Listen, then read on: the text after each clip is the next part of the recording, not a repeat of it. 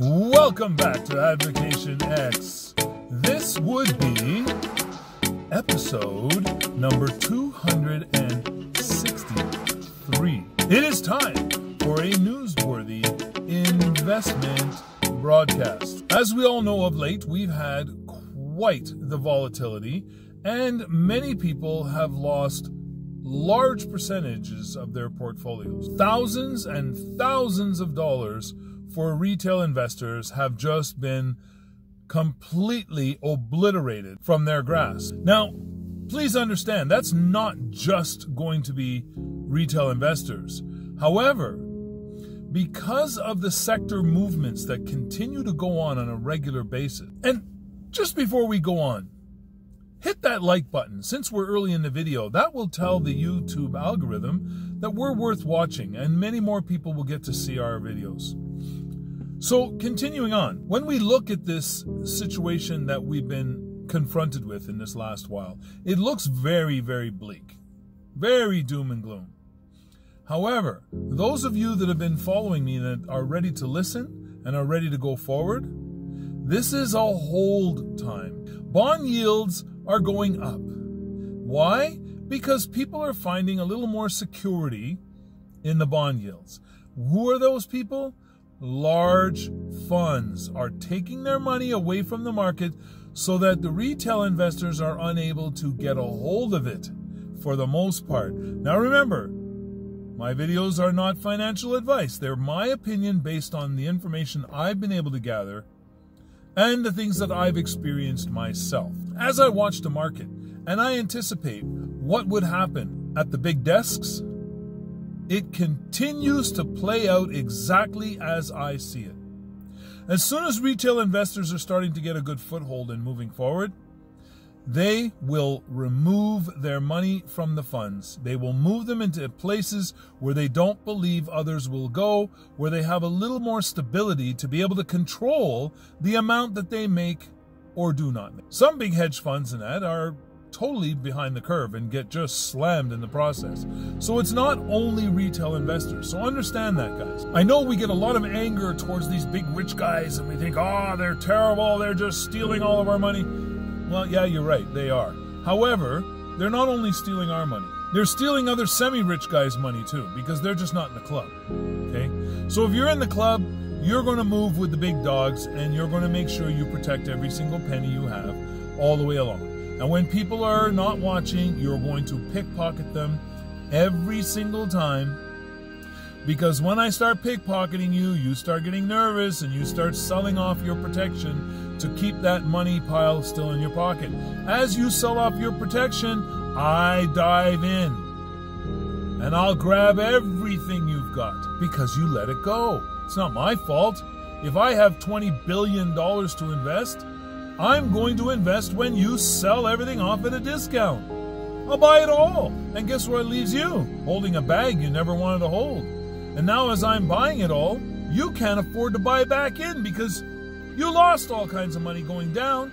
You're nervous about getting back in. You think it's going to crash again, but I know better. I'm manipulating the market, not on purpose.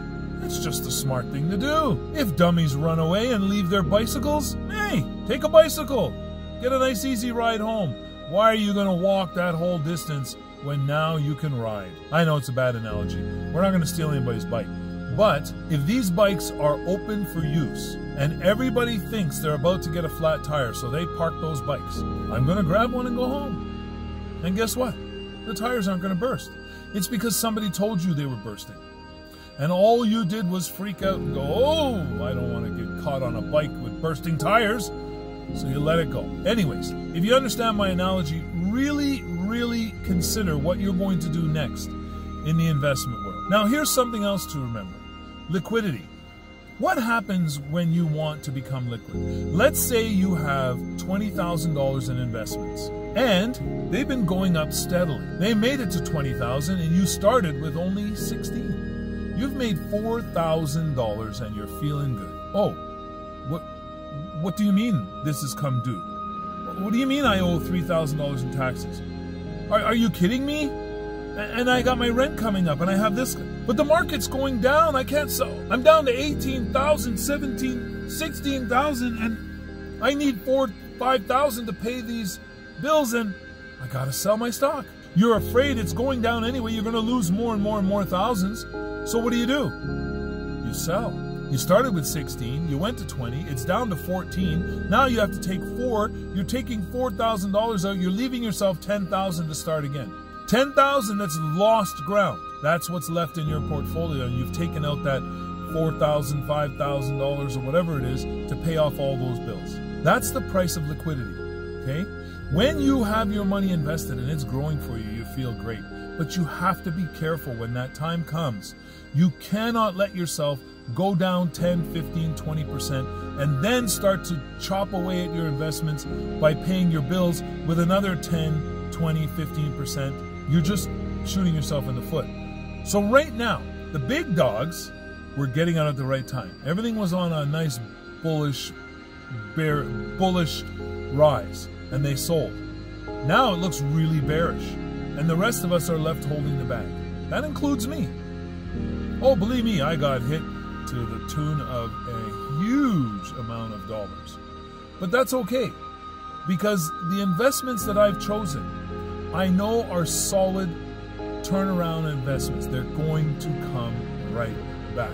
They're not underly funded. They're not precarious. They're not sitting on the edge of the fence, unsure of whether or not their future is going to be bright. I know there's a bright future in the stocks I've chosen. Yes, they're taking a big hit right now. And yes, I've liquefied some assets. Oh, but did I forget to mention? I didn't liquefy red assets. I liquefied green assets before they went red. And I put those dollars into bargain basement assets.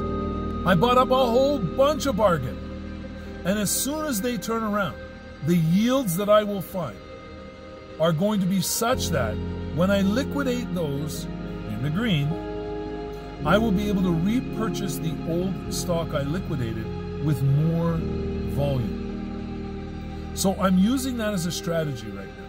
The green have been liquidated, thrown into the reds, so the reds are not so far down below. They're placeholders. And when this turns around and they start to climb again, they will be green so quickly that I will be able to liquidate them really early before the other stocks rise too highly. And I will leave my original core in the green and take the balance of those assets and repurchase the green assets I had before, and with more volume. Because I will have made a substantial amount on those majorly discounted stocks that have just risen right through the roof. So what I'm going to endeavor to do is to turn my entire portfolios green, okay, in the early part of this recovery of the sector. Remember, money hasn't left the actual markets, it's been moved. First of all, it gets moved to different sectors of the regular market. And secondly, it gets moved into bonds. The bond yield has gone up. These guys are really interested in those. Now, there's speculation going on in and around the bond market, and that means that money is not sitting in the regular ETFs. Okay, so folks, this is just a supplemental, just in addition to what's going on here. Remember something, it's very important that we never give up. We never give in. But we'll keep an open mind, because knowledge is our power. And that's the only way we receive our power, is by doing our own research and gathering as much knowledge as possible. Please do your best to stay healthy, stay safe, and above all, stay as happy as humanly possible. Thank you very much for spending time with us here on this channel. Hit that like button, subscribe, become a member, crush that bell. Don't miss anything going forward. And please, understand, it's because of you we're here. Your comments, your personal messages help me to chisel this channel out of the granite that is the YouTube algorithm. But I need your help. I need your suggestions. I need your comments. I need your likes. I need your memberships. Right now, subscribers are moving up. However, in comparison to the viewers, subscribers are so few. And that's not a complaint.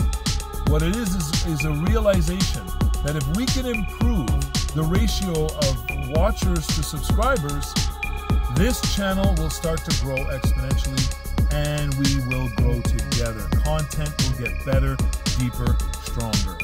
So once again, thank you to all my beautiful thinking people out there. Till next time.